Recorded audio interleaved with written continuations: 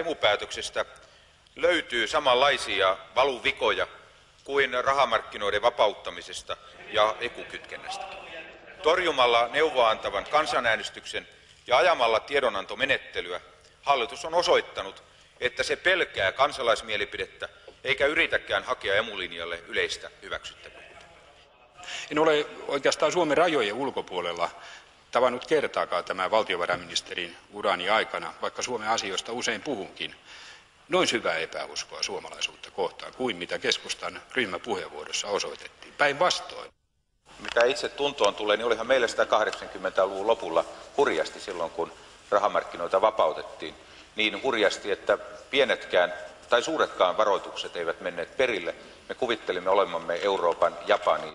Oppositio maalaa vielä suurempia kauheuksia kuin koskaan ennen. Puheenjohtaja Aho, onko teillä selän takana devalvaatiokortti vai ei? Pitää muistaa, että jos ei olisi voitu käyttää valuuttakurssin muutosta 90-luvun alussa, meidän kansantuotteemme romahdus olisi ollut miltei kaksinkertainen siihen verrattuna, mitä nyt tapahtuu. Ja kysymys on nyt siitä, onko hallituksella olemassa selkeä suunnitelma, selkeä käsitys siitä, miten tällaisessa häiriötilanteessa toimittaisiin. No nyt me saimme vastauksen sitten siihen, mitä kysyin. Eli puheenjohtaja Ahon selän takana on edelleenkin devalvaatiokortti. Eli halutaan jättäytyä emun ulkopuolelle, jotta olisi myöskin devalvaatiokeino käytettävissä. Haluan sanoa suoraan, että pääministeri esitti nyt kyllä pahantahtoisen ja väärän tulkinnan siitä, mitä sanoo. Halusin tuolla vertauksella 90-luvun alun tilanteeseen sanoa, että meillä on pois käytöstä yhteisvaluutan olosuhteissa merkittävä osa niistä keinoista, joilla 90-luvun alun lamaa korjattiin. Mutta selitys näytti vain pahentavan tilannetta. Pääministeri syytti keskustaa myös vastuunpaosta ja kansan pelottelusta. Esimerkiksi kelpasi Seppo Kääriäisen värikäs luonnehdinta emusta, joka hänen mukaansa merkitsisi julmaa liittovaltiokehitystä. On se tosi julmaa.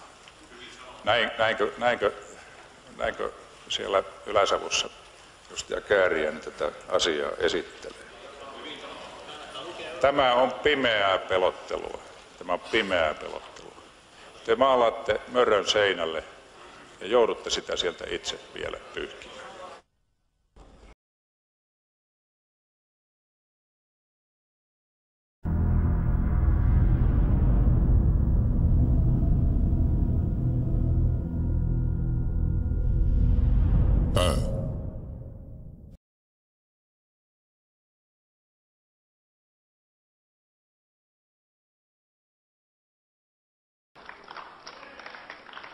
Arvoisa puhemies, meillähän on hyvä tilanne nyt. Euroopan unioni on kriisissä, sen kaikki toimielimet ovat kriisissä. Siinä on se tilanne nyt, mitä on jouduttu hakemaan, ja tässä on totuus. Nyt on mahdollisuus kasvaa. Keskitetty valtio, valta- ja rahapolitiikka, ei se onnistunut Neuvostoliitossa, ei se tule onnistumaan lännessäkään. Ei ole mitään yhteistä rahaa, on vain veronmaksajien rahaa eri puolilta Eurooppaa. Ja kun samaan aikaan katsotaan, että kansallisia budjetteja leikataan, Suomessa ei löytynyt miljoonaa reumasairaalaan, niin ei ainakaan minun äänestäjäni 130 000 kappaletta halua minun olevan EUn edustaja Suomessa, vaan suomalaisen veronmaksajan edustaja EUssa, ja se aion ollakin. Ei tästä tällä keskittämispolitiikalla mitään tule. Ensin kaatui Kreikka, nyt kaatuu Irlanti ja perässä tulee Portugali ja Espanja. Tämä harjoitus on pian ohi. Thank you, colleague.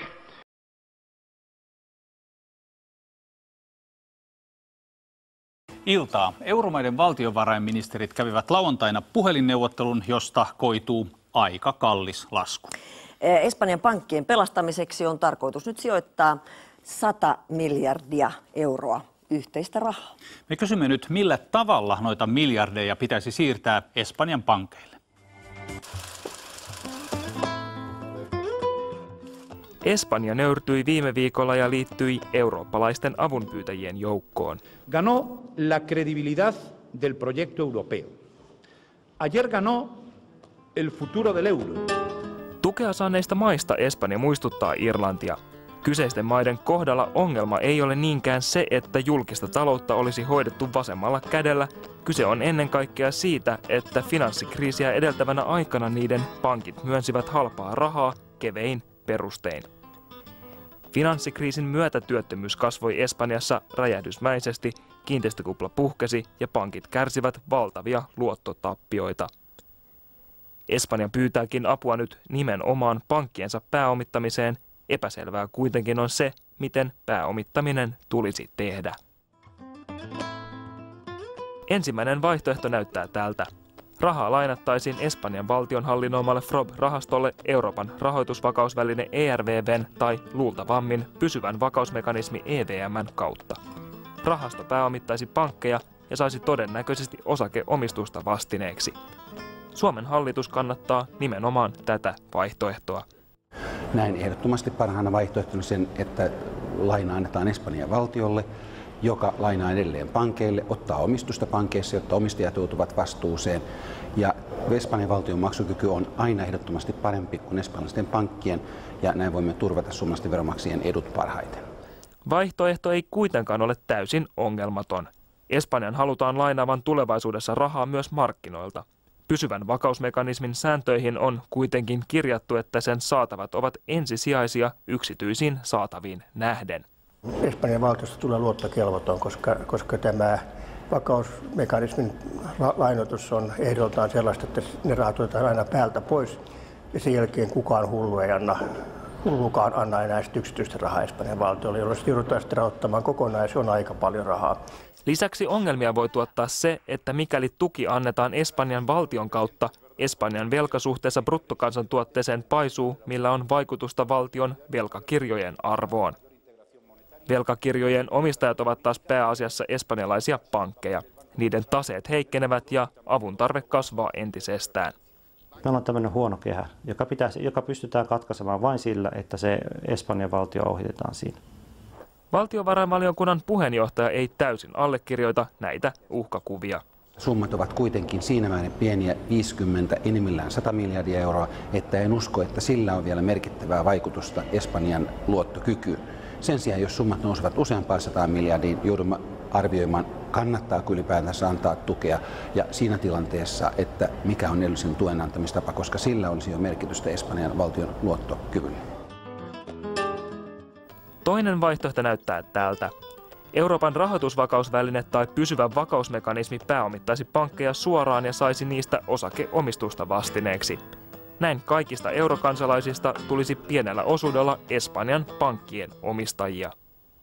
Suora pankkituki on mun mielestä ensisijainen vaihtoehto sen takia, että siinä katkaistaan tämän Espanjan valtion ja espanjalaisten pankkien välinen ongelmallinen suhde. Nyt vuoron perään Espanjan valtion tilanteen heikentyminen heikentää pankkeja, pankkien heikentyminen heikentää valtiota ja me ollaan tässä huonossa kehässä. Tämä pitää pystyä katkaisemaan. Vakausmekanismin nykyiset säännöt eivät kuitenkaan salli suoraa pankkitukea. No jos nykyiset säännöt ikään kuin pakottaa ampumaan itseään jalkaan, niin silloin tietysti sääntöjä pitäisi pystyä muuttamaan. Tässä tämä Euroopan rahoituskriisi deviää niin yllätyksellisillä tavoilla, että kovin jäykät säännöt näyttävät olevan kyllä hankalia. Suomen hallituksen kanta on ollut selvä. Espanjalaisia pankkeja voidaan tukea vain Espanjan valtion kautta. On hyvin tärkeää, että tätä apua tai lainaa ei myönnetä suoraan pankeille. Eli me emme lähde eurooppalaisin toimin pääomittamaan pankkeja. Valtiovarainvaliokunnan puheenjohtaja ei kuitenkaan täysin sulje suoraa pankkitukeakaan keinovalikoimasta. Rakoileeko hallituksen linja? Ei, olen täsmälleen samaa mieltä hallituksen kanssa. Tässä tilanteessa Espanjan valtiolle annetaan lainaa, ei pankeille. Mutta sanoin, että kun tilanne elää, koskaan ei pidä täysin sulkea muitakin vaihtoehtoja pois, jos näemme, että se on selvästi tarkoituksenmukaisempi ja viime kädessä veronmaksajille halvempi vaihtoehto.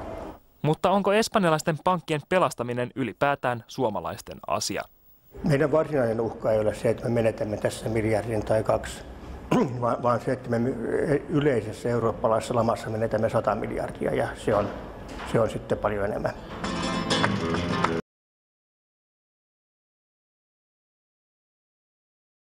kansan pelottelusta. Esimerkiksi kelpasi Seppo Kääriäisen värikäs luonnehdinta emusta, joka hänen mukaansa merkitsisi julmaa liittovaltiokehitystä. On se tosi julmaa. Näinkö siellä Ylä-Savossa edustaja Kääriäinen tätä asiaa esittää?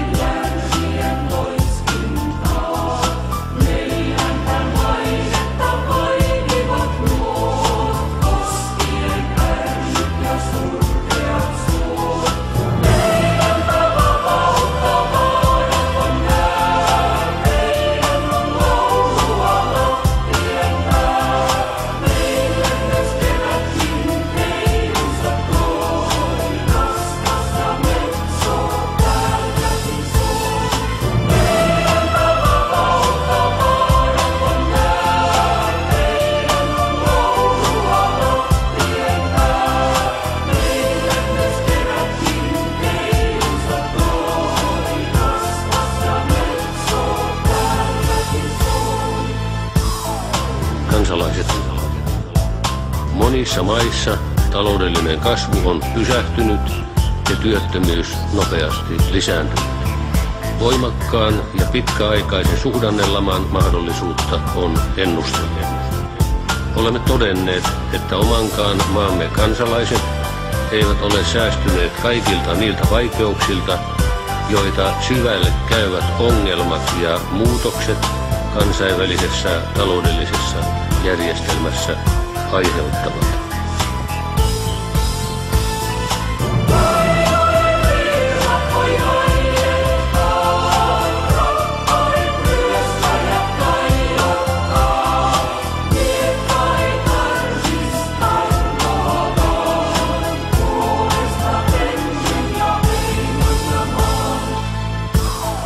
Nimenomaan vaikeina aikoina seurataan tarkoin, kykeneekö maan poliittinen johto huolehtimaan siitä, että kaikkien kansalaisten elämisen perustarpeet, ravinto, asunto, vaatetus, koulutus sekä terveyden ja sairaanhoito voidaan kohtuullisin kustannuksin tyydyttää.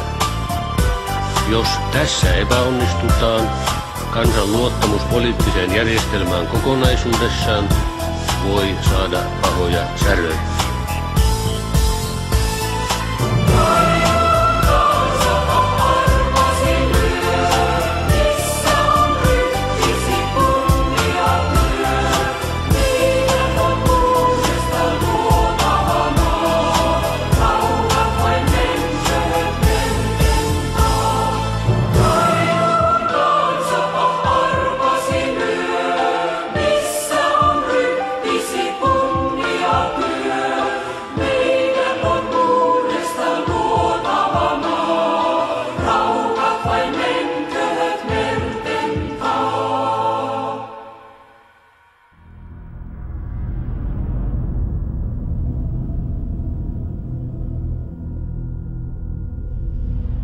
Pää.